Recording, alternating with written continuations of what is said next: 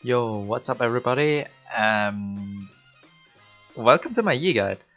Many people have been asking me to do that, so I sit down on my chair, wrote a few words about how I play Yi, and well, here we go. First of all, I'm gonna put the runes and masters right on the screen. And what you see in the background is a gameplay of me on my Smurf account, playing Yi in my placements, and yeah, we kind of roll full stomp that game, so have fun watching it. So first of all, pros about Master Yi. First of all, his damage is really high and he has a really sustained damage, so he puts out permanent damage, not like a burst kind of type like Talon or Zed. He has a lot of mixed damage like physical, magic and true damage, so it's really hard to build against him except maybe buying some HP. But you know, that brings me to the next point because Yi is a really good tank shredder because of his ultimate, which gives him not only movement speed but also a lot of attack speed, and with the item you buy, it really synergizes with that. So having physical, magic and true damage with high attack speed is really good against tanks and also against squishies. The next thing, what's good about Yi is that he's slow immune. I mean, he's still vulnerable to CC, but he can't be kited by an Ashe or someone like that. The next good point about Yi is that he's able to dodge abilities or disjoint them. While disjoint is like, you still get hit by the ability and by the damage, but you... how do you say that? The duration of the CC isn't that big of a deal because you're untargetable in that moment, so the CC will just run out. Although I have to say about the dodge ability that it's bugged, at least for me, most of the time, because I try to dodge abilities but I still get hit by them. Although it isn't a disjoint at all. Well, I guess Riot should fix that. What are the negatives about Yi though? He's really vulnerable to CC. Like, even if he gets struck by the littlest amount of hard CC, like a root, stun or anything like that, he's probably gonna drop to the enemy team. And depending on his item build, which makes him squishy sometimes, it's even easier to kill him. The next thing what's really bad about Yi is that he has no CC at all as a jungler. When you compare to someone like I don't know, Nautilus, he has really good ganks with his hook and passive and his E. Also his ultimate when you have that, but Yi is a really weak early game jungler, for ganks at least. He's really good at counter ganks, like when the enemy team tries to dive you or are behind the enemy, the allied minion wave, so they get a lot of damage. Then you come in and get easy kills. What's also bad about Yi is that he has no built-in escape as except his ultimate. Like, he has no dash to hop over walls. I mean, he has his Q, but he needs an enemy to hop there. That's why, for example, I take heal because teleport got nerfed and it's not that good of a summon spell anymore on Yi. You can also go ignite, which my friend uses to do, but it depends what you want to do. Alright, what's the job of a Yi? What's his role in a team? His role is basically just being a melee ADC. Dishing out damage. You can't compare it to a Yasuo, to be honest. Dishing out sustained high damage and trying to survive to get your resets. As a Yi, you have to keep an eye on objective control a lot, because for example when the enemy jungler ganks top lane and you're near bot lane, enemy bot lane is pushed up to your tower, it is a easy opportunity to gank there, especially if you have red buff. You should get the most out of your weak early game, because late game you're just gonna shred enemies.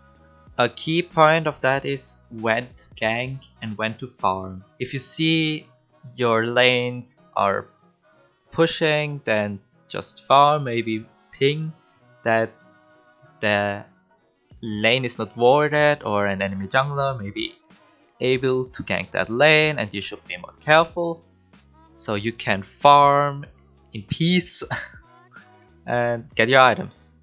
Because what's really bad with you is that you really need items to dish out damage. And for itemization, I don't know how to explain it. It's really situational every game, because it depends on how much gold your team has or how much gold you have. For example, if you have no gold at all, you should probably go more defensive items, because those are way cheaper than offensive items, like damage items. But if you have lots of gold, go ahead, buy items what you like. Although I said the itemization is really situational, the items which you probably will buy the most is the Devour Enchantment and the Rage Blade.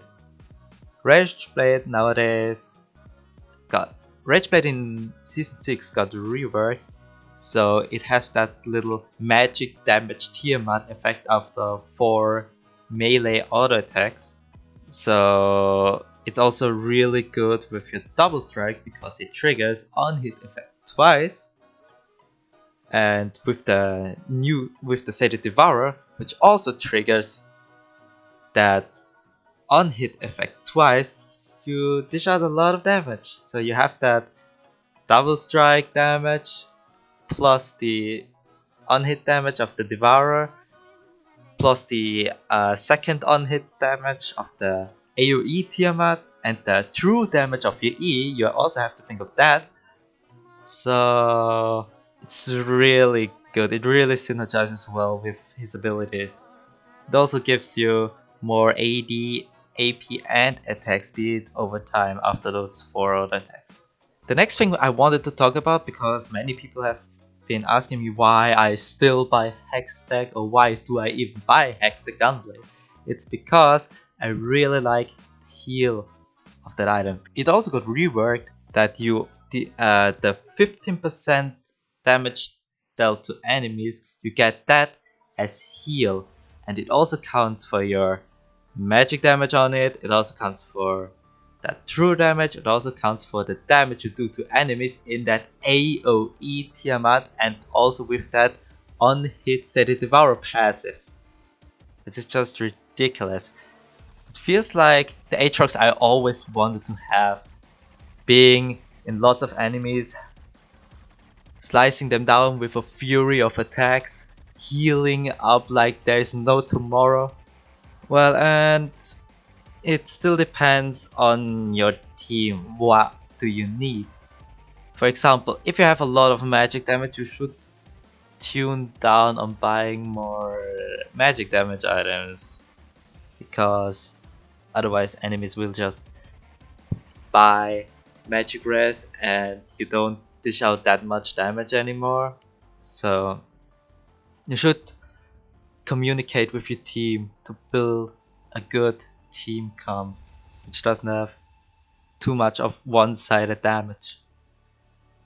So for example, also if you have a full AD team, the enemy will think, they have a full AD team, and we only have to build armor. But because you deal so much magic damage and true damage, they won't expect you shredding them down, so it's really good. And depending of how much damage they do, if they are focusing you, if they have burst, or how much CC do they have, or do you need sustain, in the fights? Or do you need a tank? That's the thing. But you have to ask yourself, what items do I need? Especially if they are focusing you down. And if they have high burst, like LeBlanc, Zed, Talon, which can champions which can one-shot you. For example, when I see those champions, I naturally go for either, uh, especially against LeBlanc, for more of Mormoltius, especially after the rework. Um, Spirit Visage, which also enhances your W heal and also that Hextech heal if you have Gunblade. Or you can also get Deadman's Plate if you want to keep up with the enemies. Can you keep up? Let's get to team fights.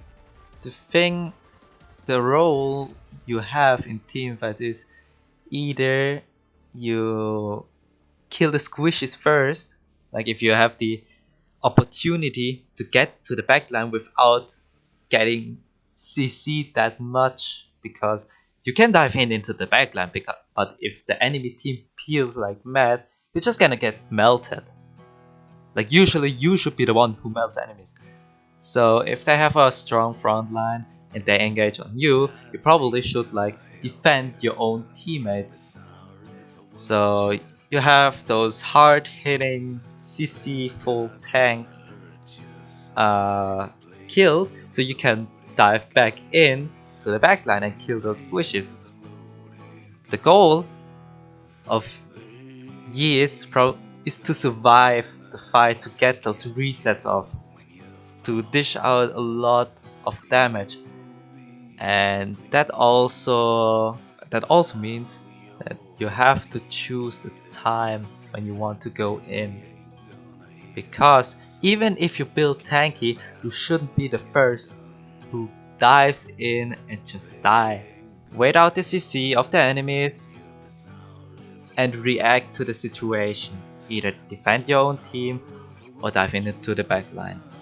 Well, that's it, I guess. It's been like 30 minutes now. I hope that helped you a bit, and I'll see you in the next video. Peace out.